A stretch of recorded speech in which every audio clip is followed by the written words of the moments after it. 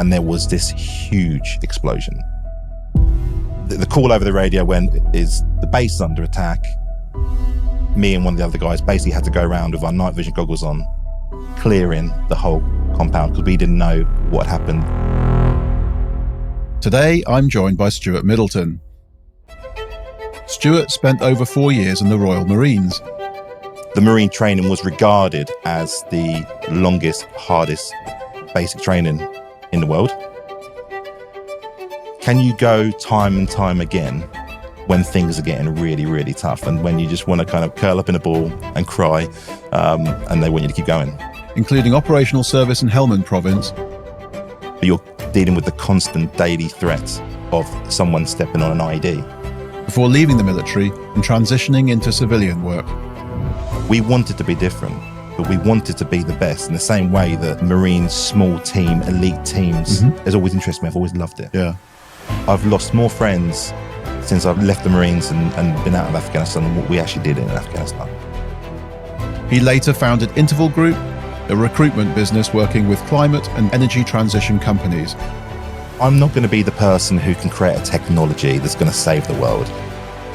But if I can work with companies that are playing their part in making the world a better place for the climate, I played my part in trying to make a better world for us all.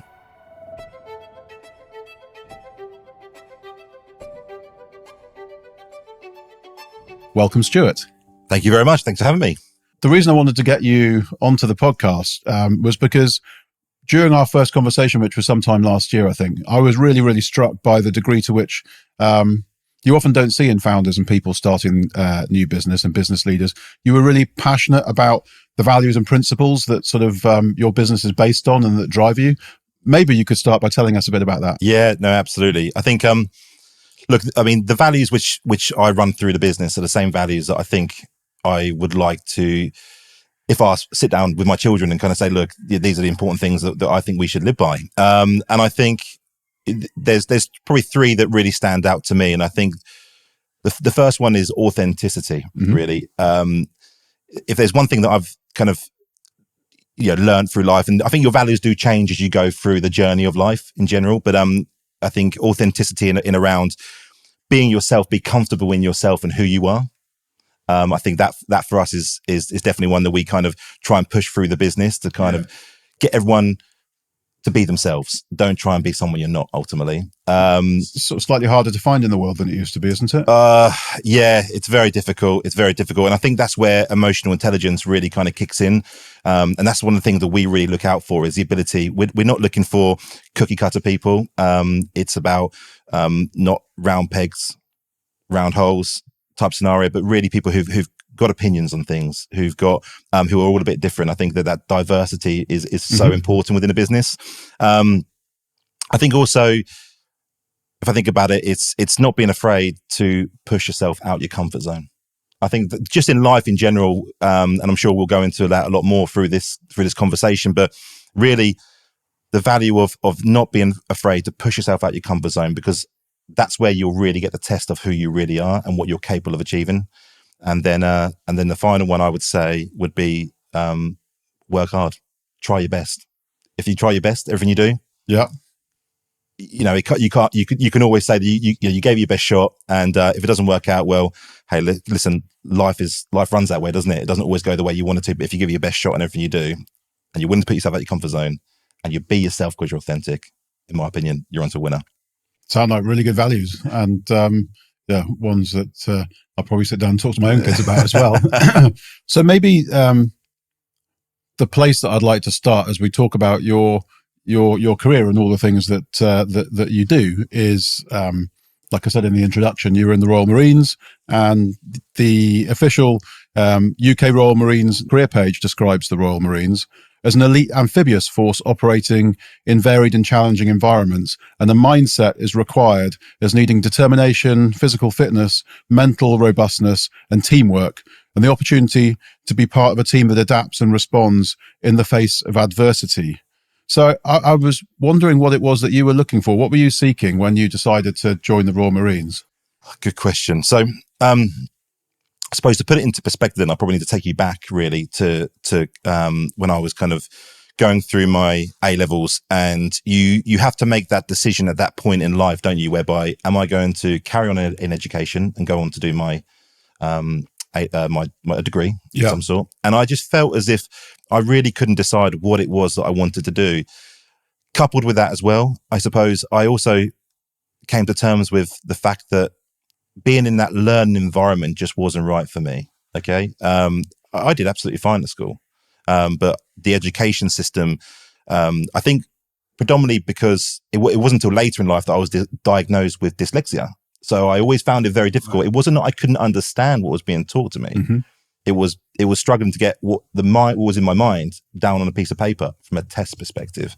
So I kind of was burnt at that point. I thought, you know what, this is not for me. So I sat down with my dad and we discussed some of the options, and he gave me some really good kind of dad-son advice as it comes. And I thought, you know what, at the time I was playing loads of rugby.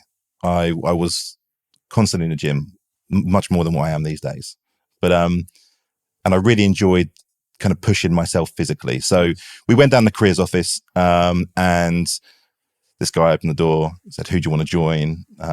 He was kind of big and burly, and I thought, I don't know who I want to join. I just want to join. Right. I want to join the army, I said. And he said, "Well, I'm in the Marines and they're the best." I was like, "Well, in that case, then let's join the Marines." Okay. Because I thought a lot about myself physically. So, and then he played some videos. I saw guys jumping out of helicopters, doing all the amphibious stuff that you mentioned there. And I just thought, you know what, this is a bit of me. That's exactly what I need to do. And then kind of uncovering that it was the Marine training was regarded as and it still is regarded as the longest, hardest basic training in the world.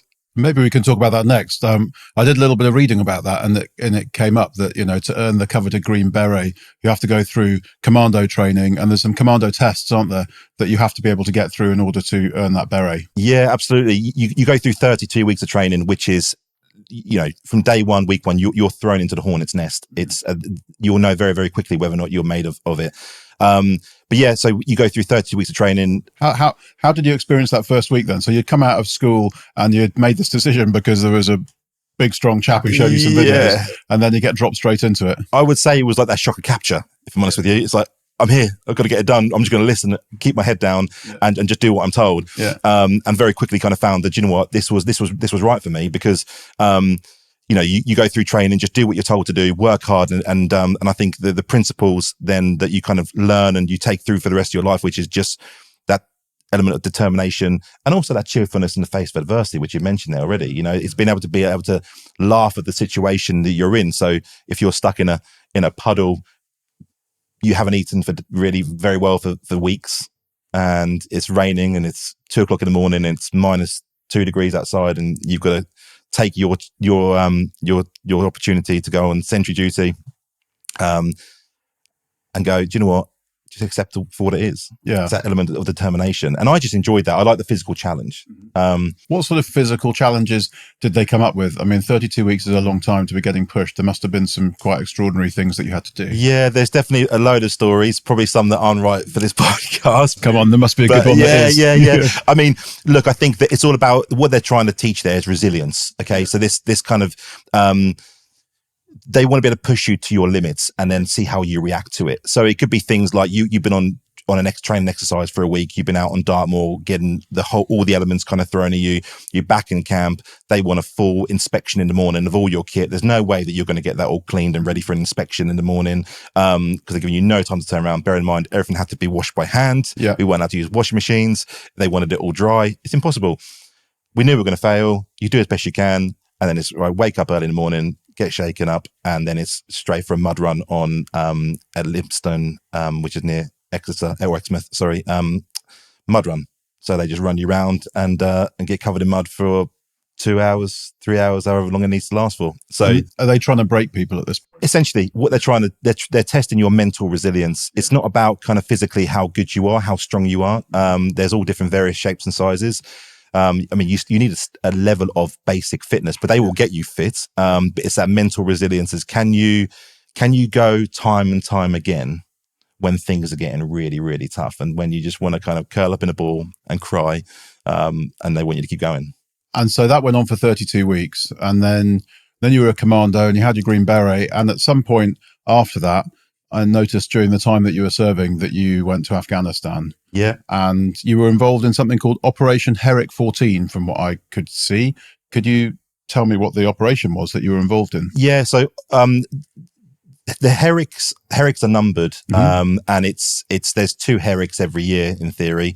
I was on Herrick 14, which was in 2011. It was the summer of 2011, and the operation was essentially to win hearts and minds of the local people. Right. I mean, I think we found very quickly from being in Afghanistan with the cultural awareness stuff that we learned over the years that going in and just kind of wrecking the place wasn't going to work. We had to win hearts and minds of the locals, which also does come with its challenges, to be completely honest with you, because you're, on one hand, you don't know who the enemy are at any one time that you're fighting against. Presumably they could melt away into the civilians and you wouldn't know the difference. I mean, we're in our camouflage equipment. Yeah. So it's very easy to identify who we are. We couldn't identify who they were, and the Taliban would exploit that significantly.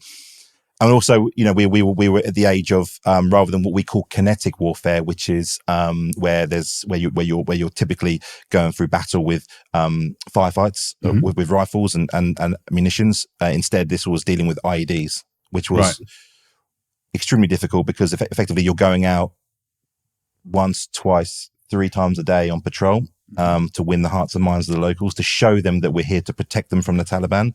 But you're dealing with the constant daily threat of someone stepping on an IED. Yeah. And it wasn't just stepping on them. They would put IEDs in walls. So when they knew we'd lean up against the walls, because we're carrying loads, you know, sometimes 100+ pounds worth of gear, and that's very heavy. So you're going down on one knee, you lean up against walls, and they would exploit that. So that was one of the biggest challenges I think that we had in during those later Herricks. Was it went from firefights to IED threats. And you were in Helmand province, weren't you? Which is notorious even now. Yeah. People know that as synonymous with where, you know, there was a lot of danger and there was intense fighting. What was your own experience of Helmand? So I think when I suppose you've got to paint the picture here around kind of what is it like on the battlefield. You've obviously got, I'm sure you've probably heard of things like Camp Bastion. Well, Camp Bastion was the main base within Afghanistan. And look, it's not there anymore, but it was a huge base. We're talking to get around, you need a bus to get around. We basically flew in. You had 4 days of acclimatization to the heat, and then it was sent out to a patrol base. And was that heat a big deal then? Because obviously we all saw it on the news and it just looked like a sunny day, but I'm guessing it was 40 degrees or something and you're wearing all that gear. Yeah. Essentially, I think the highest we recorded was 52 degrees. Good. And you bear in mind, you're wearing all your body armor, all your protection, carrying 100+ pounds worth of kit going on patrols. You're having to take 10 liters of water in some cases on a patrol, and that would be gone by the time you got back because you're just constantly kind of sweating due to the heat. But I think, you know, my personal experience was then going from Camp Bastion to a patrol base, and this patrol base, it was essentially a mud hut. There was a family living at the time. We had to ask them to move out. They were paid to do that and go and live with the rest of their family, and we took that over. And we're talking a mud hut with probably a wall around the outside, 10-foot high kind of mud walls, a foot thick, 10 meters, 10 foot high, and that was it. So how big this was? You were in a mud hut, so this was like traditional building methods, a thick wall made out of earth, and what was this? The size of? I would say size of I would say half a football pitch in total. Okay, that would be our kind of area, and you'd have 18. We had 18. People living in that at any one time. And that would have been someone's home before then? Yeah. And in that home, it's not just that, obviously you got a small living quarters and then the rest of it would probably be where the animals would stay. Yeah. So donkeys and goats and things like that. But we had to then take it over because, and bear in mind, you're right in the heart of the bee's nest. And you know, you're backing onto other compounds, as we call them. Is that other friendly compounds or other enemy ones? Is it? Well, this is the thing that we had to uncover, really, which was we the reason why you're put there is to win hearts and minds of the locals, and in theory push the enemy out. So you're pushing the the Taliban out of the area because we knew they were there. Yeah. It was about then we had to try and basically dominate the ground and not allow them to move and do everything that they wanted to do. So so we then had to kind of build it up from scratch, really. So you're building your own sentry towers, which are if anyone doesn't know what that is, sentry tower is a guard tower in theory. We had to make sure that we were protected at all times, and we had 3 of those, which had to be manned night and day. So these had to be above the height of that 10-foot wall? Correct, yeah. And what we had 2 that we put on top of a couple of buildings that were inside. I mean, the roofs were pretty dodgy in fairness, and we built them up with just sandbags, with a small bit of cover on top. I mean, it wasn't very safe, but sitting on a flimsy roof in the 50-degree heat, surrounded by some sandbags. Yeah, exactly, and just expose yourself to all the elements, and everyone knows you're there. And then we had another one which eventually got changed to something called a super sanger. We were getting hit so often on the patrol base daily that we needed additional height, so they came and built a scaffold tower for us because the patrol base was eventually nicknamed the Devil's Doorstep because we were the most hit patrol base of that particular year. The most hit patrol base? Yeah. And how did that feel when you were all in there? I think at the time you have to acclimatize extremely quickly. I remember that I think for the first 6 weeks we were there, nothing happened, really quiet. And then suddenly, almost overnight, it just started really kicking off. And the reason for that is because we'd entered a new area. And then they were obviously planning to do what they needed to do to come and attack us in theory. Yes. So it was a daily occurrence going out and getting in contact, as we call it. So they've been planning for 6 weeks after you arrived to attack you, and then you had to go out every day and engage the enemy. Absolutely. And it was, we had to be, we were really, the challenges we had was that we were under very strict orders. And I think that this is what made life very difficult for a lot of the guys I was working with at the time, because we weren't allowed to engage on anything at all unless we were basically shot at. So in theory, what would happen would be, we would be ordered to kind of walk out into a poppy field in order to get shot at. To then be able to identify where that was coming from and then kind of go after the bad guys. Now, the problem with that, if you think about it, is you've got the ID threat. So if you're in the middle of a field and you're getting shot at, you can't just go running after them. You can't because you could be in a minefield or an ID field for all you know. And what would happen is they were smart, and they're trying to goad you on to areas where you were then funneled into. They're trying to trap you. They're trying to trap you in theory, and trying to pull you into a location where they'd already booby trapped. And that was the hardest thing, I think, for a lot of guys to kind of come to terms with the fact of we got guys getting injured, guys getting they're losing limbs, unfortunately losing lives, getting shot, and you can't really do an awful lot about it. And I think that's what let a lot of the guys down, I think, during those years, those later years. A different thing to actually be engaged in a firefight versus walking into a situation where you don't know what's going to happen. Yeah. I mean, just starting with needing to go out into a poppy field so that someone can shoot at you. I mean, that must be hard in its own right. It was, and it was every day. There are no days off when you're at war, and it was literally go out every day to get engaged with small arms fire, with the aim to try and identify where that's coming from, and go and get the bad guys. What about the chain of command and the leadership there? Was that, how can you lead men into that environment day after day and keep people engaged in it and motivated to what extent you can, and not wanting to, cower within the camp? Yeah, I think you've got this situation whereby there is no way out. You're there, so you come to terms with that pretty quickly. I also think that when your comrades are starting to get injured, you kind of, it's very difficult to explain unless you've been there. And I think anyone who listens to this who has been to war will understand that when you're in that environment and there's no way out, you just have to kind of face what's in front of you day to day. There's no one's going to come and save you. They're not going to send a helicopter to pick you up. Yeah.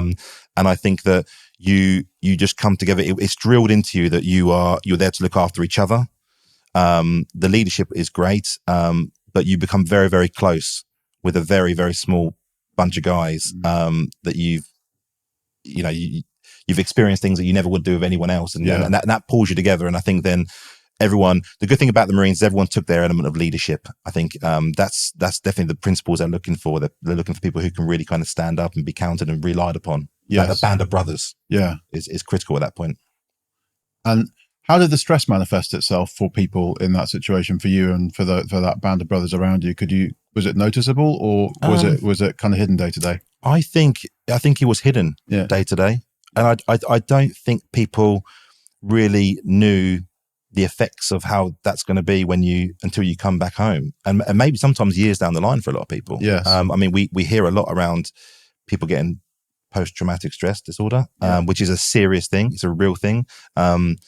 Sadly, I've lost friends since I've lost more friends since I've left Afghanistan, left the Marines and been out of Afghanistan than what we actually did in Afghanistan. Goodness, that's quite something. Through mental health. Clearly, we've known since the First World War what happens to people with shell shock and post-traumatic stress disorder and mental health problems. What sort of supports is there for people when they leave? And to be honest with you, Richard, there's not enough. There's not a lot. And I mean, to put in perspective, to kind of bring you into what it's like, you effectively you get called off the ground when it's time to come home. You spend the night in Camp Bastion getting showered and your kit together, then you're flown over to Cyprus for a night. Crate of beers come in, help yourself guys, and then you're home the next day. So you've gone from a really kind of violent war zone to normal life. And I think the biggest challenge that a lot of people don't realize at the time is when you become a civilian again. It's kind of you lose that kind of purpose of who you are. You built this career. You've gone through all these experiences with these people that only the people around you will know what it's all about. And suddenly you're in this world of just civilian life. So I'd like to come on to talk about that sort of that civilian life and how you adjust, and it's an important part of your journey. You mentioned just before that those things that you do experience, those intense experiences, the fighting experiences. I know because you mentioned it to me before this interview. Perhaps we could hear about. There was a certain day, I think, where your camp got attacked, and that would be something that would really, I think, illustrate for people that transition from what it was like in the war zone to then going home. Funny, I was actually thinking about that on the way down here because I remember us talking about it. But so I mentioned earlier on there was 18 of us in this camp, and we had three towers where we would guard it. So we'd have kind of regular missions that you'd go out, and let's say 12 of you would go out for like 3 or 4 days at a time, which would leave 6 people back in the camp. Okay. Now on top of this as well, we also have what we call an ICOM radio, which would basically pick up as a radio that the interpreters would use that would pick up the signals from the Taliban. Okay. So they would interpret back to us, and because they were watching us at all times. Okay. So what they were using some shortwave radio. They were using effectively shortwave walkie-talkies. Our radio would then also pick that up. Our main radios were all encrypted, but the interpreters would then feed that information back to us, and they were watching us at all time because it would match up with what we're saying. That they've left the base and we're going to attack them. So anyway, that one particular event. The 12 of the guys left. I was part of the 6th party back at home, and as they were leaving, the radio over our radios were saying that the ICOM chatter was going on, and they were going to attack us that night because they knew that there was only 6 of us left in there. They knew the ins and outs of us. Okay, so anyway, that night, you can imagine it's pitch black. You got 3 people on the guard towers. You've got 1 person manning the radio at all times, and you got 2 people resting up, and you go on a rotation round and round. And I can't remember what time it was, but it was in the middle of the night, let's say 1 o'clock in the morning, and there was this huge explosion, almost to the point where you felt lifted up. You go right, the shockwave went straight through us. The call over the radio is the base is under attack. Everyone stay put. I was one of the 2 that was on rest duty at the time. So you've got the 3 guys being told to stay on their sentry duties, keep their eyes out. The person on radio radioing back to HQ saying we need support, and me and one of the other guys basically had to go around with our night vision goggles on, side by side, clearing the whole compound because we didn't know what had happened. Effectively, somebody had tried to break their way in with a large charge on the wall. And you said these were big walls. Yeah, I mean they're 10 foot high and sometimes more than a foot in thickness. But the damage that those walls can take is ridiculous. It's phenomenal. You know, you can fire some major charges at them and it will not go through, it will not burst through. So fortunately they didn't manage to get through, but we later found in the morning where they tried to get in and it was in a bit of a black spot that we had at the time, which we knew existed there, as did they, probably because they'd been testing it for the days or weeks leading up to it. But that was one of those times where the reality kicks in very, very quickly. You don't know who you're going to come across. It's pitch black. Anything's, you can see anything around. And it's like a rat runs. You can't find. You don't know who's around the next corner. So me and my buddy at the time, we basically went round. He had one on my shoulder. I went first, and it was basically trying to clear the place. And eventually, thankfully, there was no one broke in. But that was one of those occasions where you were like, "Yeah, that could have gone so much worse." Yeah. So you had night vision goggles on. You had no idea who was around, if they'd broken in, and this was just two guys making their way around, hoping that they weren't going to run into something. Absolutely, yeah. Absolutely. And that does. It's amazing how the kind of things you remember and that you carry with you. Like that is one. I mean, bearing in mind we were out every single day, but there's certain things you remember those ones because I remember. If I remember, it's because I must have thought at the time, this is this is a bit naughty. Right now. Yeah. Well, thank you for telling me about it. It sounds like something that you will always remember and play through in your mind. And so when you were in the heat of battle, do you think there's payback on all of that relentless training that you're doing, coming back to when you're doing the commando training and the sleepless nights and the muddy runs and things? Yeah, oh, absolutely. I think it's all about one thing that we did very well in the Marines was it was about doing the basics right. And I think that's just in life if we think about it. If you do the basics right, more often than not, you're going to get to where you need to. So we always practice our drills. We always practice our basic principles of kind of being a commando. So I think that it absolutely paid off. I'm very fortunate that I was that I had the training that I did in that environment because it could have been a different story otherwise. Bearing in mind some of the other things that we happened, we found bomb making factories, we found rockets on tripwires, and if it wasn't for the training that we had, you wouldn't have found them. We wouldn't have found them. And unfortunately, there were things that happened to some people, which was couldn't have been avoided. It was it really couldn't. But at the same time, I think that if we hadn't had the training that we had done, then things could have got a hell of a lot worse. Operation Herrick was part of a United Nations operation, as I've understood it. And that means that you were in Helmand, not just with Marines, but with other armed services as well, some from other countries. Did you notice how your training had prepared you versus any of them? Completely. Look, you speak to any Royal Marine and we are so proud of who we are. We're a very small elite unit of what we do.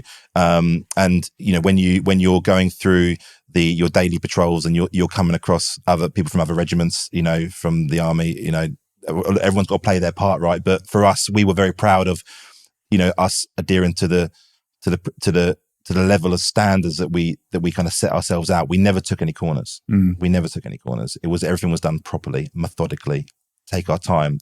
We used to have a saying, which is slow is smooth and smooth is fast. Yeah. And that was something we really kind of always worked with. I love that. Yeah. Slow is smooth and smooth is fast. Yeah, absolutely. Slow is smooth and smooth is fast. You can apply that to any aspect of life, really. Absolutely. Yeah. It's about not panicking in the situation, taking a step back, taking a breath, figuring out what you're going to do rather than just kind of run around, because that's what, in a war situation, that's what the enemy want. They want you to be disorientated. They want you to run around and make errors. Whereas for us, it was all controlled. So very fortunate. So you served your time in Helmand and all the sorts of things you were telling us about, flew to Cyprus, had your case of beer, and then you were back and, sometime after that, you left the Marines. Yeah. And so, I mean, I speak to veterans from time to time. The outcome in Afghanistan didn't really match with the original aims. Some veterans say regardless, they are still clear about having served their country and their crown. How do you see that with hindsight? I think that I'm very proud of the job that I did. And I'd like to think that we made a difference. Do I reflect on it and think, was it worth it? Sometimes depending on the mood I'm in, I think I'd probably say a lot of time it wasn't worth it for the sake of the families that lost their children, their brothers and their sisters, unfortunately. Especially in the way that we kind of left and came away from it, and and nothing's really changed. Should we have been there in the first place? Well, maybe that's a whole topic for another day. But I do question it. It's a difficult one. Slight digression, but one thing that I noticed, this was chatting to ex-military friends of mine around the time the old Queen died, before the King came to the throne, and really noticing like a remarkable level of loyalty to country and crown and monarchy and things, which you don't always see day to day, but that seemed to come through. And you talked about the Royal Marines. So if it's not about the campaign in the theatre of war that you're involved in, there's something that makes everyone get in and do it, isn't there? And so, what do you think? When I joined the Marines and the options I had in front of me at the time, it was about the challenge. Okay, it was about am I physically strong enough to be able to go and do this hardest training that exists? But then kind of you mentioned the Queen there, and obviously her passing, and I think that it wasn't until that did happen, and crikey, do we put on a show? It makes you proud to be English. Sometimes around kind of the show that is put on, and the all the kind of everything that goes along with that, the ceremonies and the parades and all that kind of good stuff, and it makes you really does make you proud. And I think that it does remind you that we're very fortunate in this country to have that monarchy, in my opinion, and that kind of history there, and it is then that kind of proud to serve your Queen and country, or the King and country now. Yeah, King and country. Because so many sort of the fast-paced modern world, so many of the traditions of the country are getting more and more lost, but actually, they still have a place, don't they? And so thank you for sharing that. So you left, and then, well, you've already explained the difficulty of moving from the sort of firefights you were describing back into civilian life. I wonder, as well as the trauma that people suffer from that, the post-traumatic stress disorder and so on, what about the kind of the more practical stuff? When you come out of the military, you're losing routine, you're losing an identity, a belonging in the band of brothers. Those things, if they go overnight as well, I imagine that kind of leaves people with a lot of problems to solve. Completely. I would say, losing identity is one of the biggest problems I think a lot of people face, because effectively you've worked so hard to build this career within the military, in a specialization perhaps, and suddenly overnight you're in the civilian world, and it feels like, how can I relate all this experience I've got into the real civilian world? And suddenly, I came out, I did kind of 4.5 years. I left while I was still young, and I left because I wanted to start a new career. I knew that if I left it too long, it would become more and more difficult. So I was still young at the time to go and start something from scratch. But at the same time, I think, you're at that point, when I started getting back into the civilian world and kind of had my first job, you were already on the back foot. And so you'd done all this stuff and it didn't mean anything, or it didn't count for anything. There's a relatability, actually. I imagine when you're talking to somebody at a job interview and they're saying, what were you doing last year? And you say, well, I was dealing with IEDs and standing in a poppy field getting shot at in Helmand province. There's quite a bridge to A, understand, but B, also then take from that, okay, well, what would that mean Stuart can do for me sitting here? Absolutely. You've talked about loads of skills, actually, but it's not going to be an obvious one. Yeah, absolutely. Absolutely. And I think also the mindset of the work ethic that needs to go into when you're in that type of environment, which is, you help everyone out, you get stuck into everything, and it's all about just getting the job done. Not a case of kind of going, well, this isn't my job, I'm not here to do that. And I think that a lot of military people ex-military people going into civilian life struggle to get that kind of mindset. Like, why aren't these people just chipping in and getting it done? It doesn't matter who you are. Like, why aren't we just all kind of pushing forward on the same mission, so to speak? And I think that took me a while to get used to as well, because I was surrounding myself with all these people thinking I've come from this high performance environment into a world of kind of going, well, why aren't we helping each other out? Why are we working differently? And yeah, that was an important factor for me. What was your first job after you came out? So first job, so I went into close protection, actually. So I spent about a year doing close protection, bodyguarding in theory. And I very quickly realized that wasn't for me. It sounds great. I wanted to be the James Bond-esque, but the reality was, I was babysitting people effectively that didn't really need to be looked after. It was wealthy individuals who who felt they needed some form of protection, but there was no real threat at any one point. And very quickly then I decided that wasn't for me, and then went into operational leadership. So I worked for a security company whereby I was managing in excess of 200 people, the day-to-day operations, making sure everyone was in the right place at the right time. And did that for about 2.5 years. It seems like a long time ago now, but yeah, about 2.5 years. Did that feel weird when you have been in that military environment where you're measured on, have you managed to wash and dry your trousers, or have you managed to go out on another mission, to suddenly kind of timesheeting, clocking on, clocking off? Yeah, that bit wasn't too difficult for me actually at the time, because it was around making sure everyone's in the right place at the right time, and kind of putting the military methodologies in place to make sure that everyone's clear on what they need to do. So that bit wasn't too bad.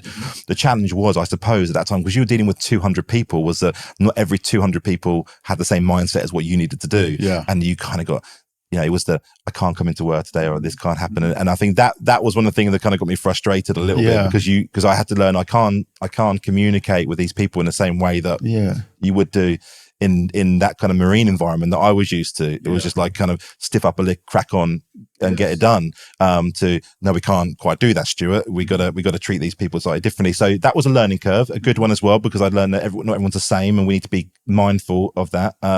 Do you think, after everything you've said about going through your Royal Marines training and the 32 weeks and how that set you up to work really well with other people and create tight bonds and things, that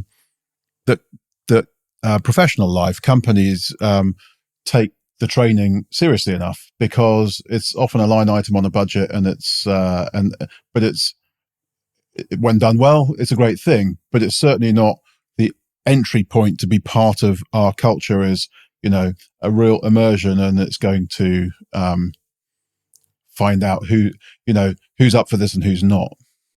Are we talking about training here, and do we do enough training in the work? I'm talking about training in the workplace, because it just occurred to me that one of the reasons those 200 people may not have all performed the same way is because they hadn't all been through 32-week commando training. A lot of companies, I think, don't look at training enough. Yeah. I really think it's something that's massively overlooked in everything, because we just expect people to come in and do a job and they get on with it, and then we become easily frustrated when they're not doing the job that they're paid to do. Yeah. And we have to look at ourselves sometimes and go, away from kind of, have we set the right expectations here, but are we actually training these people? Are we upskilling them? Are we giving them more knowledge around what their job is and different ways of working? And it's definitely something that is massively overlooked. And I think if people were to look at themselves in the positions that have controlled those budgets or have that responsibility, I think we'd find that not a lot of people are doing enough.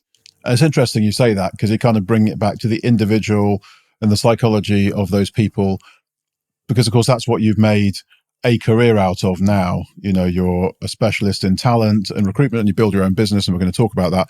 But when did you sort of realize that was your calling, that that finding good people and helping match them to good roles was for you? Part of it was, so when I was doing the operational stuff, obviously I had the responsibility to take people on board, and I really enjoyed that kind of giving the news to somebody that they've just got a new job, and in theory, and you were taking on people that really needed that help, and I enjoyed that. And I always found that I was good at talking to people. I was nosy, I was inquisitive to find out people's background, what is it you do, and just generally kind of find out.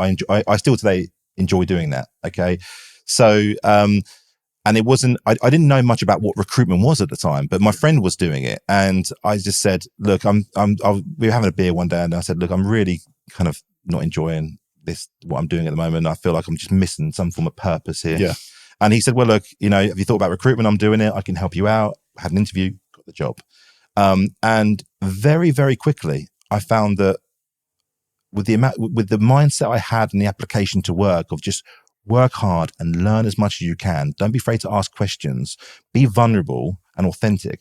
That it just became natural to me, and it all started kind of coming together. And I found I was good at it.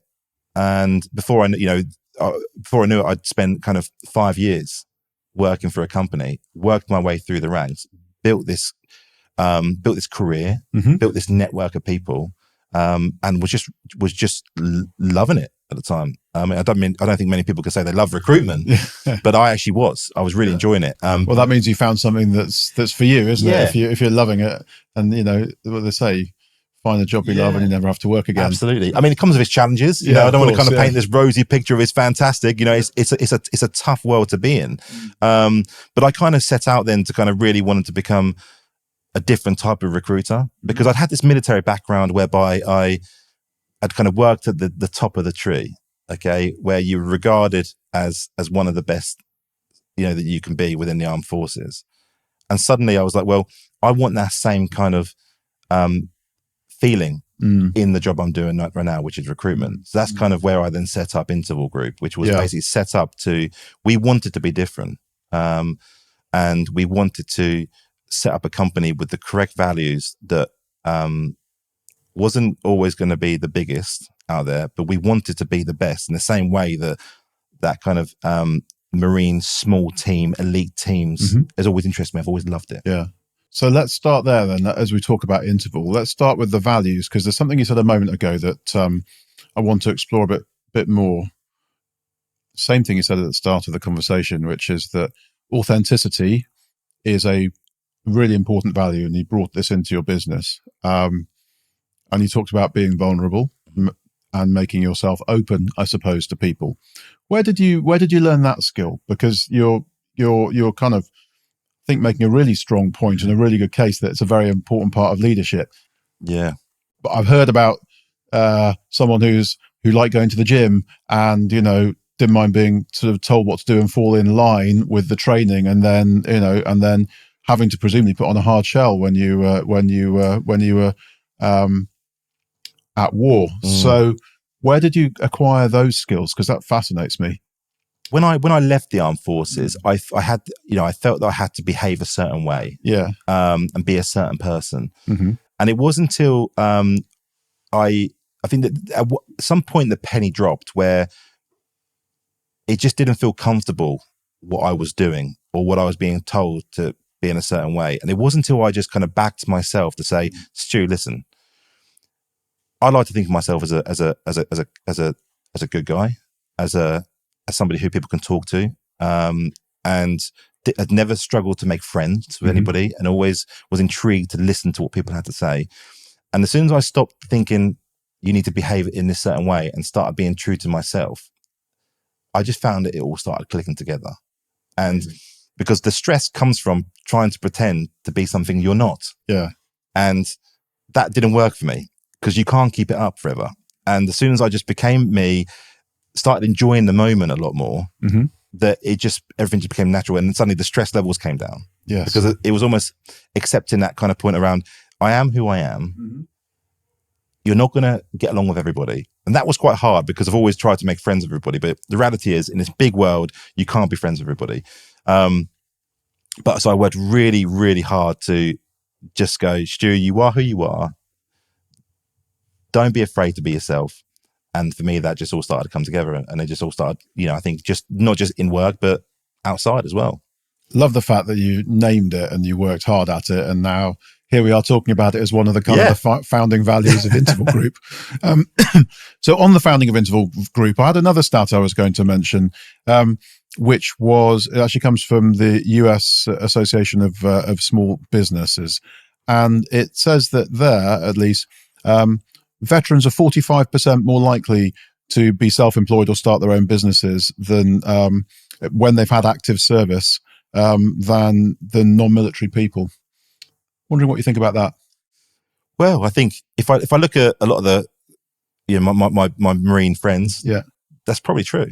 A lot of us have gone on to set up our own things. Mm. I think because you have a certain standards that you set yourself. You have to learn, right? So if you started a career in something, you have to learn it. But then I found that I very quickly kind of went, well, we can do this better. Mm-hmm. I can do this on my own. Mm-hmm. I don't need anybody else to do that for me. And I think a lot of ex-military people will have the same kind of mindset because you're always striving for better. You're always kind of willing to push yourself out your comfort zone. And that is one of the biggest things as well, is not being afraid to push yourself out your comfort zone. Yes. And take that risk. Yeah. And I think we are risk takers because you wouldn't go to war unless you were a risk taker. Yeah, that's true. Or be in the armed forces if you weren't a risk taker. Even if you might say that you're not a natural risk taker, but in theory you've chosen to be in the armed forces, which might result in you going to somewhere not very pleasant. And yeah. But maybe one of the things that's a risk mitigator that's built into all that, one of the things that actually helps you deal with that risk is all of those other things that you've learned along the way. And you were saying, well, why is recruitment done the way it's done? Why can't I have this kind of band of brothers, elite, Royal Marines type business? And I must get, I don't know, realistically, 4 or 5 emails a day from recruiters, different recruiters, a day, saying, I've got the ideal candidates for you, Richard. Mm-hmm. Let's get in touch. And of course, never met these people. Mm-hmm. They don't know my business. Yeah. And so clearly what they're saying can't be true. Yeah. But I'm getting it from lots of different people every day. So there's a big difference between that and what you're doing. So maybe tell me a bit about what recruitment looks like as industry in its worst form, and then what it looks like in its best form. So recruitment's got a bad rep. Okay, it's not always highly regarded for some of the bad things that does exist in it. And I've always taken the approach of we can very quickly become much better than the rest by just doing the basics correct. Because the reason why it's going wrong is because they're not doing the basic things correctly. And there are certain things that you must do.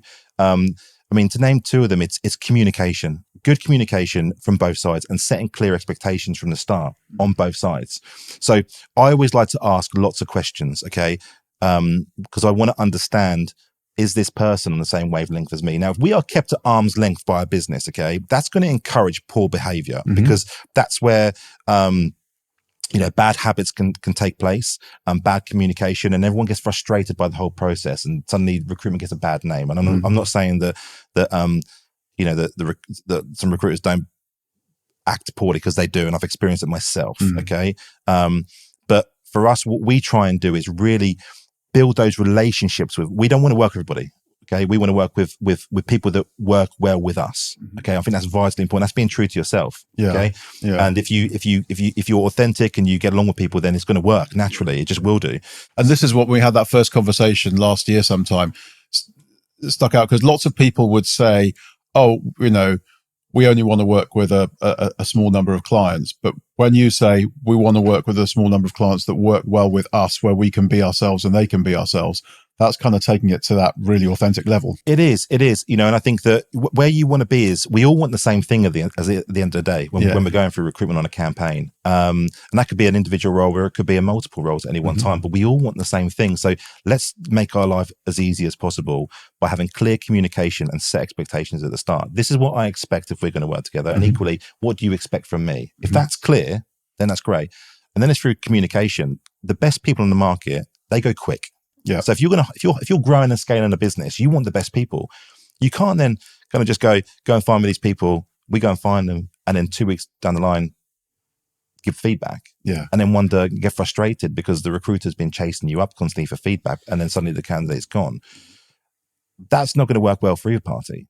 And it just delays that. You're kicking the can down the road, or the problem down the road. So what we try and do is go right at the start. This is what we expect. What do you expect? Let's make sure that works. And then ask the question, how is it best communicated? And some people like to communicate over email. Some people like the phone. Some people like WhatsApp.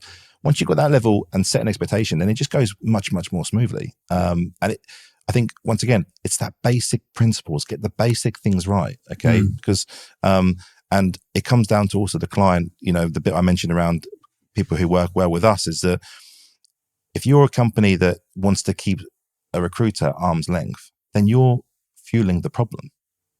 because you're not letting them in to the business to understand your company, to be able to have those open conversations, to find the best people.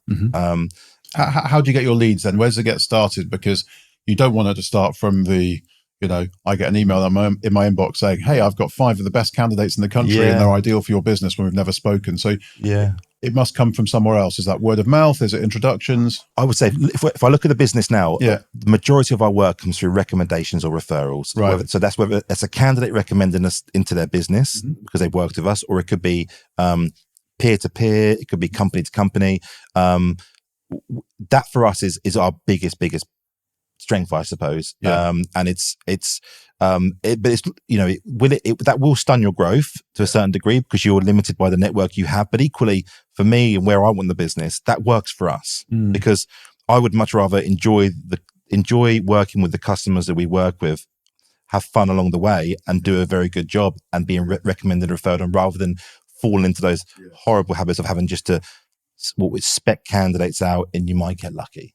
And that for me, I probably did that earlier in my career. That's how I was taught. But in reality, it's not for me. A lot to be said for that.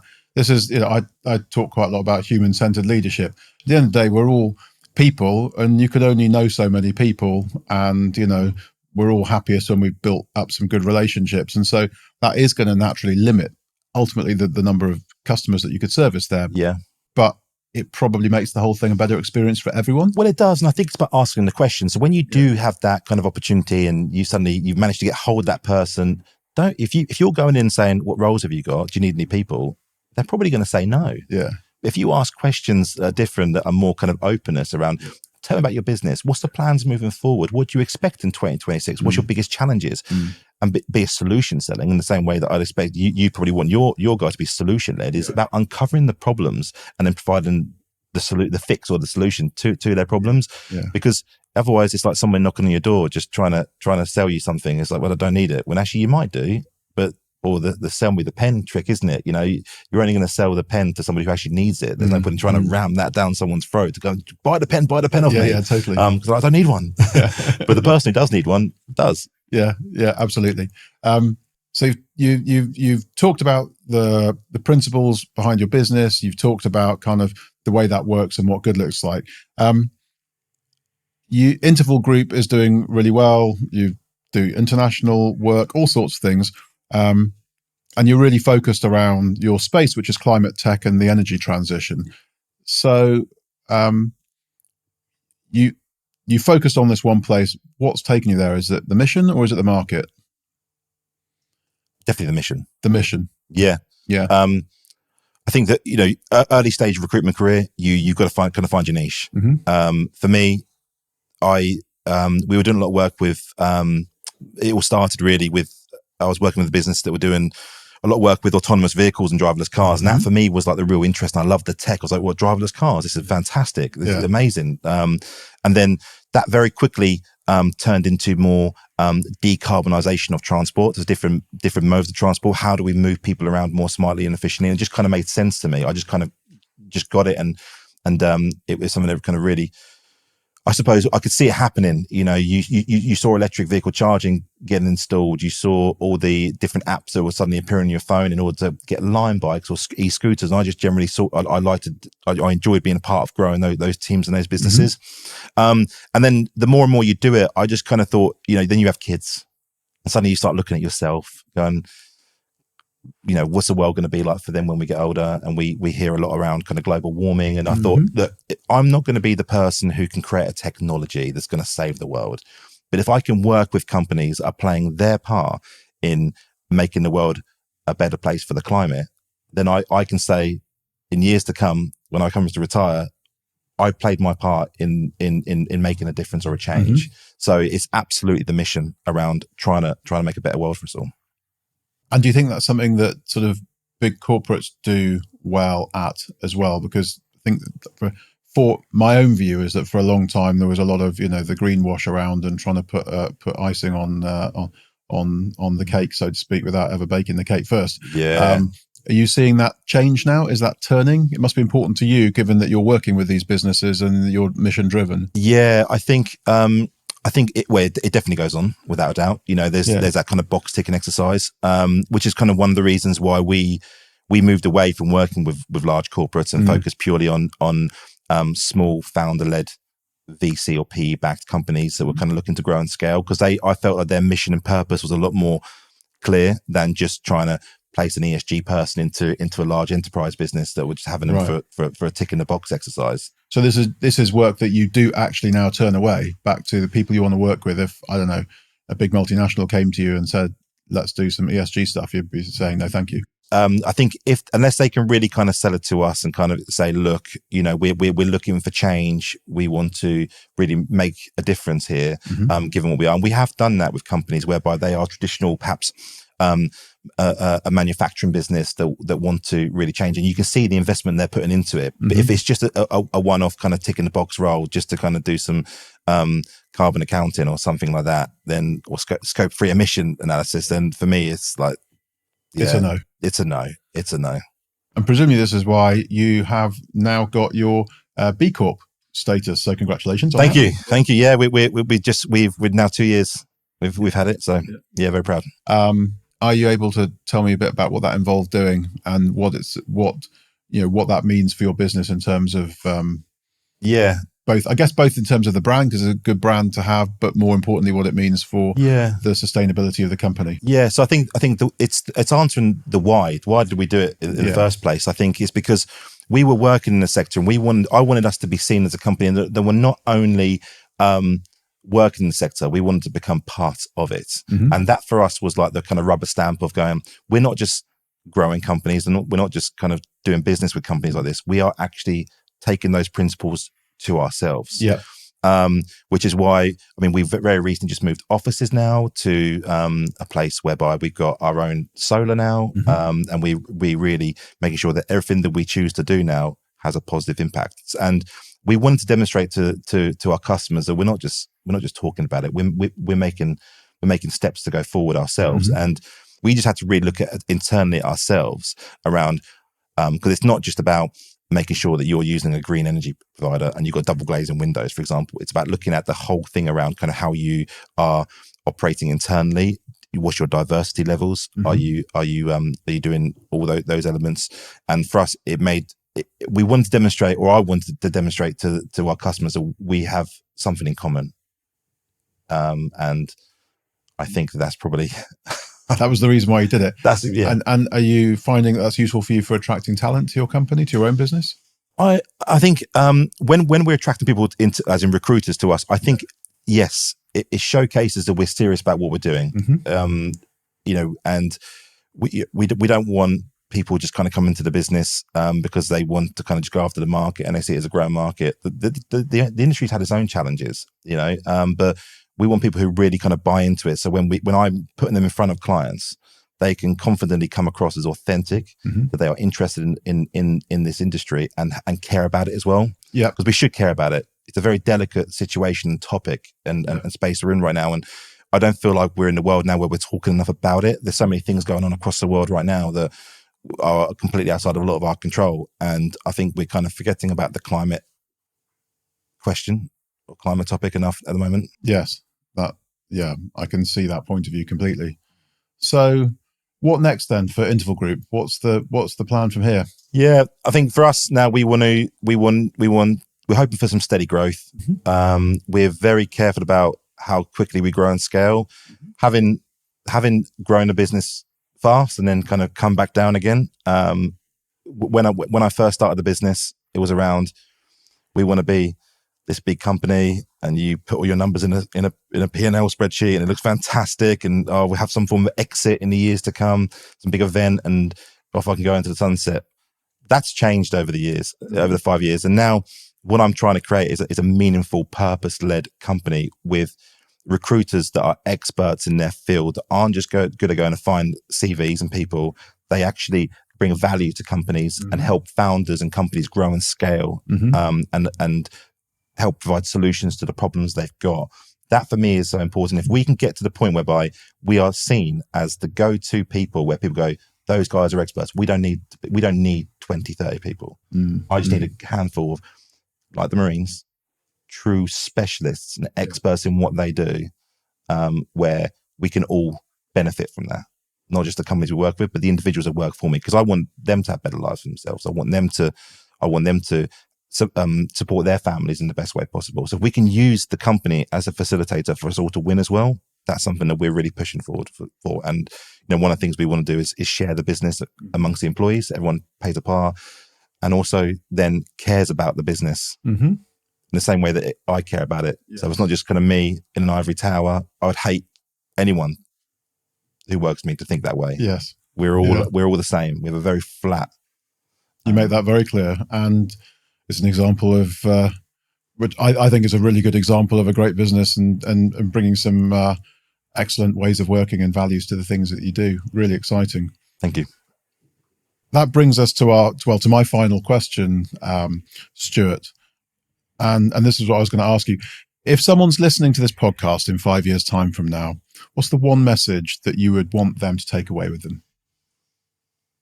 The one message is, look, it's don't be afraid to be yourself. Okay, it's never too late, and if you ever need any help with anything, don't be afraid to ask. There's always people to help out, whether that's professionally or personally. Just ask for help. And I think that for me is, I'm an open book. And yeah, if anyone's listened to this and wants to approach, wants to have a chat, please just drop me a message. I think that's wonderful. That's beautiful. It's great message for people. Stuart, thank you for joining us today on the podcast. It has been a pleasure having you here. Thank you very much, Richard. It's been great. Thank you very much.